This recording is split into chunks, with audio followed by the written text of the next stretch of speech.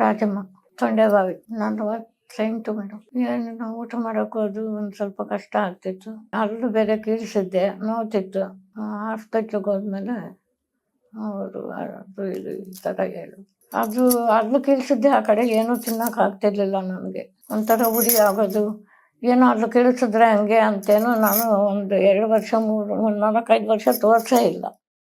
ಏನೋ ಹಂಗೇನೇನೋ ಬಿಡು ಅಲ್ಲೂ ಕೀಳ್ಸಿದ ಮೇಲೆ ಅಂತ. ಆಮೇಲೆ ಅಲ್ಲಿ ಒಂಥರ ಗಾಯದ ಥರ ಇದಾಗಿ ಆಮೇಲೆ ನೋಡ್ಕೊಂಡಿದ್ವಿ. ಏನಿಲ್ಲ ಮೇಡಮ್, ಸರ್ಜರಿ ಮಾಡೋದು. ಆಪ್ರೇಷನ್ ಆಗಿದೆ. ಆಪ್ರೇಷನ್ ಆಯಿತು. 1 ವರ್ಷ ಆದಮೇಲೆ ಮತ್ತೆ ನೋವು ಸ್ಟಾರ್ಟ್ ಆಯಿತು.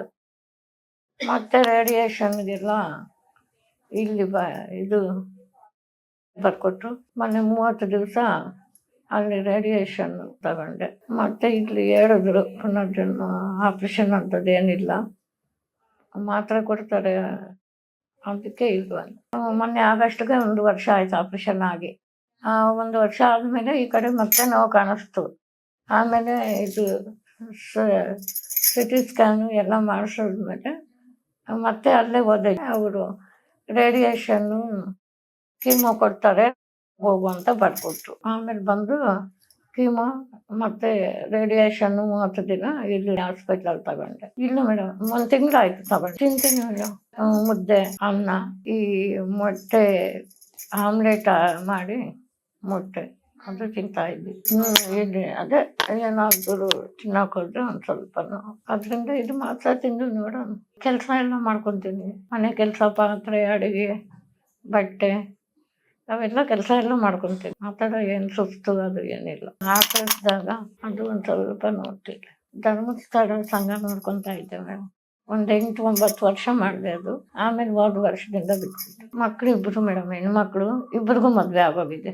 ಇಲ್ಲ ಯಾರೂ, ನಾನು ನಮ್ಮ ಯಜಮಾನ್ರು ಇಬ್ಬರೇ. ಅವರೇ ನೋಡ್ಕೊಂಡ್ರು. ನಾನು ಸಹಾಯ ಏನು ಕೇಳೋದು ಮೇಡಮ್, ಎಲ್ಲ ನಾನೇ ಮಾಡ್ಕೊತೀನಿ. ಅಂದರೆ ಮೊನ್ನೆ ರೇಡಿಯೇಷನ್ ಟೈಮಲ್ಲಿ ಊಟ ಮಾಡೋಕ್ಕಾಗ್ತಿರ್ಲಿಲ್ವಲ್ಲ, ಪೈಪ್ ಹಾಕಿದ್ರು. ಆವಾಗ ಅವರು ಜ್ಯೂಸು, ಈ ಗಂಜಿ ಎಲ್ಲ ಪಾಪ ಅವರೇ ಮಾಡ್ತಿದ್ರು. ಈಗೊಂದು 15-20 ದಿವಸದಿಂದ ಎಲ್ಲ ನಾನೇ ಮಾಡ್ಕೊತೀನಿ, ಅವ್ರಿಗೇನು ಹೇಳಲ್ಲ.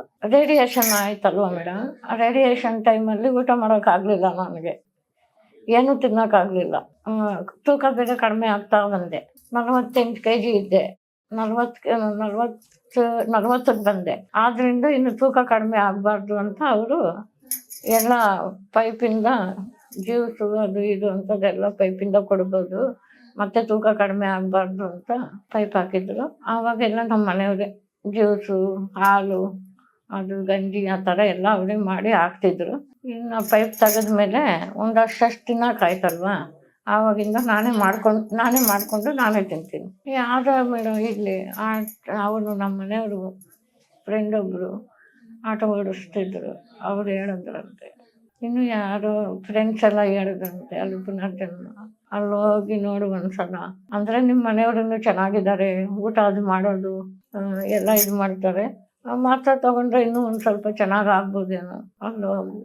ಆಮೇಲೆ ಅದಕ್ಕೆ ನನ್ನ ಗೊತ್ತಮ್ಮ ಅವ್ರು ಇಲ್ಲೇ ಇರೋದು ಬೆಂಗಳೂರಲ್ಲಿ ಜಯನಗರ, ಅದಕ್ಕೆ ಕರ್ಕೊಂಡೋಗೋ ಒಂದ್ಸಲ ಅಂತ ಅವ್ರಿಗೆ ಫೋನ್ ಮಾಡಿ ನೆನ್ನೆ ಕಳಿಸಿದ್ರು. ಡೌಟ್ ಏನೂ ಇಲ್ಲ. ಅದೇ ಇನ್ನೊಂದು ಸಲ ಬಂದಾಗ MRI ಸ್ಕ್ಯಾನನ್ನು ಮಾಡಿಸ್ಕೊಬರ್ರಿ ಅಂದರು. ಇನ್ನೊಂದು ಸಲ ಬರೋ ಅಷ್ಟೊತ್ತಿಗೆ MRI ಒಂದು ಸ್ಕ್ಯಾನ್ ತೊಗೊಂಡು ಬಾ, ಮಾತ್ರೆ ಕಡಿಮೆ ಮಾಡೋದು ಇಲ್ಲ ಜಾಸ್ತಿ ಮಾಡೋದು ಅದನ್ನ ನೋಡಿ ಹೇಳ್ತೀನಿ ಅಂದರು.